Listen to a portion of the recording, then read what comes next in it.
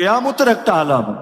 রাসূলুল্লাহ সাল্লাল্লাহু আলাইহি ওয়াসাল্লাম বলেছেন, কেয়ামতের আগে লোকে মদ তো খাবে, কিন্তু ইউসাম্মুনাহা বিগাইরি ইসমিহা, মদকে মদ বলে ডাকবে না, ভিন্ন নামে ডাকবে।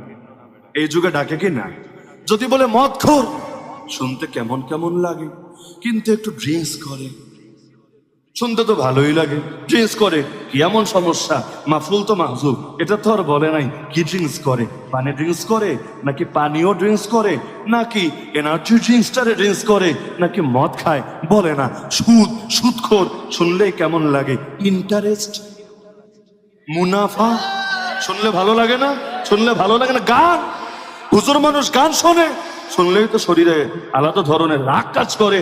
কিন্তু হুজুর মানুষ মিউজিক মিশ্রিত নাশিদ শোনে, শোনে না? মিউজিক মিশ্রিত নাশিদ কোন ক্ষেত্রে শোনে?